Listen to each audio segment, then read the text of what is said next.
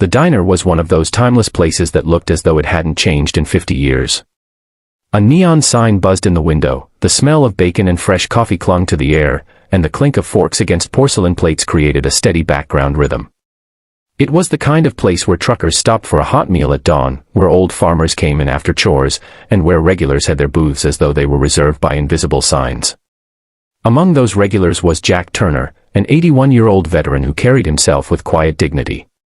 His shoulders were slightly stooped, his walk slower than it used to be, but his eyes, blue and deep as the sky over a battlefield, still held a spark of strength. Every morning, Jack came in at the same time, always ordering black coffee and 2 eggs over easy. He rarely talked about his past. If you asked, he might shrug and mention that he served a little, though everyone in town knew he had done much more than that. He had fought in wars, seen his friends fall beside him, and endured hardships that younger generations could hardly imagine. And yet, Jack never boasted, never demanded attention. He was humble, grateful just to have a quiet booth by the window where the sunlight spilled in like golden silk. But that peace shattered one morning. The door swung open with a loud creak and in walked a man who seemed out of place. He was young, maybe 25, with a roughness that wasn't earned but borrowed. His clothes were loud, his walk was cocky, and his eyes scanned the room not with curiosity, but with arrogance. From the moment he stepped inside, the energy shifted. Conversations died down. The waitress, Mary, who had worked there for 20 years, straightened nervously. The young man barked at her for service before even sitting, shoved past an older gentleman who was trying to leave, and finally, his gaze landed on Jack, who sat quietly, sipping his coffee. Jack did not flinch under the stare. He had seen scarier men, scarier moments, scarier days than this. He lifted his mug with a steady hand, ignoring the presence of trouble. But the young thug wasn't there to be ignored. He swaggered up to Jack's table, sneering, mocking the old man for sitting alone. Some people in the diner shifted uncomfortably, watching but unwilling to intervene. Then, without warning, the thug raised his hand and slapped Jack hard across the face. The sound cracked through the diner like a gunshot. Forks froze midair, the clatter of plates stopped, and all eyes went wide with shock. Jack's glasses tilted, and his cheek reddened instantly. Yet he didn't rise, didn't fight back. Instead, his weathered hand slowly adjusted the glasses, and his lips trembled only slightly as he said, "Son, I fought for your freedom. Don't waste it by throwing away your respect." His voice wasn't angry. It wasn't harsh. It was filled with a kind of sorrow that cut deeper than any retaliation could. The thug laughed, a cruel, hollow sound, and stormed out, leaving the diner filled with stunned silence. The customers avoided Jack's eyes, ashamed of their inaction. Mary hurried over, her voice shaking as she asked if he was all right, but Jack waved her off, insisting he was fine. He had lived through worse, he said. But as he sat there, his hand trembling slightly against the coffee mug, he felt a kind of humiliation he had never known before. In war, he had faced enemies head-on. But here, in his own hometown diner, he had been struck, and no one had stood up for him.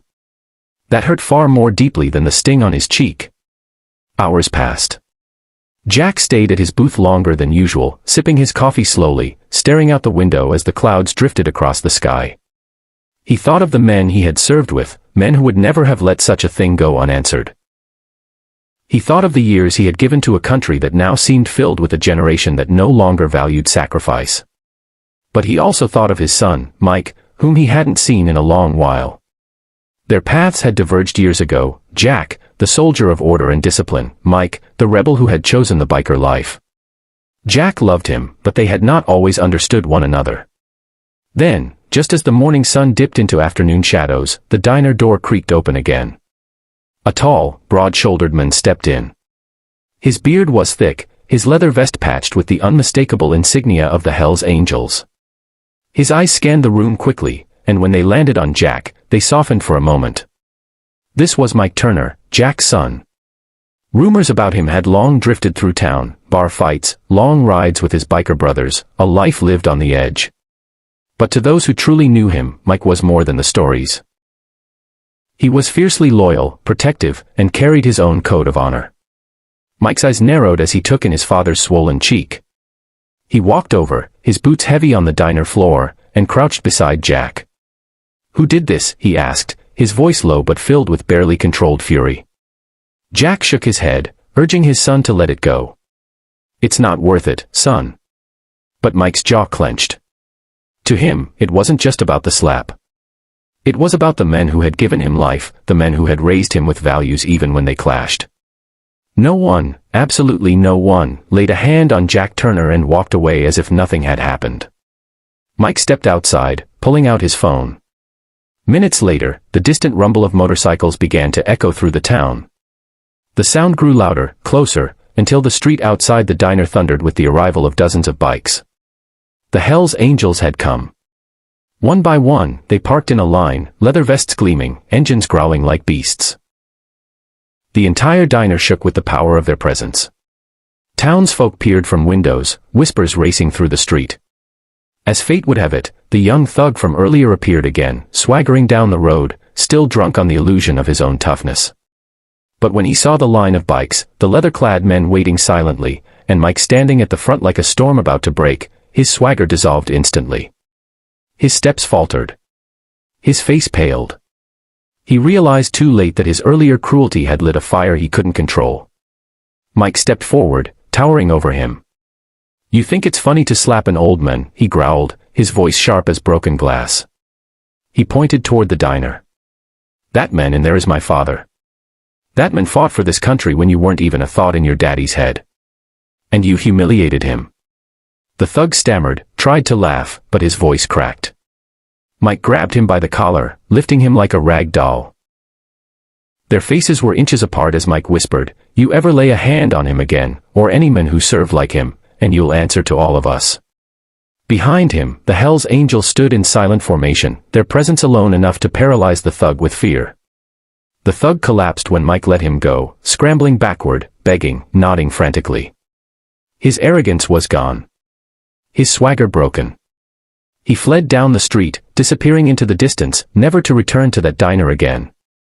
Mike turned back, walked inside, and sat across from his father. The diner's customers were still frozen, processing what they had witnessed. Jack looked at his son, his eyes misty. Mike took his father's hand, rough calloused fingers gripping the old veteran's weathered palm. "I'm sorry I wasn't here sooner, Dad," he said quietly. Jack squeezed back, his voice thick with emotion. "You came when it mattered, son. That's enough." The diner erupted into applause. Not for the Hells Angels, not even for Mike, but for Jack Turner, the veteran who had endured the slap with dignity, and whose presence reminded everyone that respect must be earned and protected. From that day forward, the town saw Jack differently. He was no longer just the quiet old man at the booth. He was a living symbol of sacrifice, honor, and strength. Every time he came in, someone picked up his bill. Every morning, people stopped to shake his hand. And perhaps most importantly, Jack and Mike found their bond restored. Different as they were united by love, loyalty, and respect. That slap, meant to humiliate, became the turning point for an entire community. It was proof that kindness, loyalty, and honor still lived on, even in unexpected forms. YouTube closing.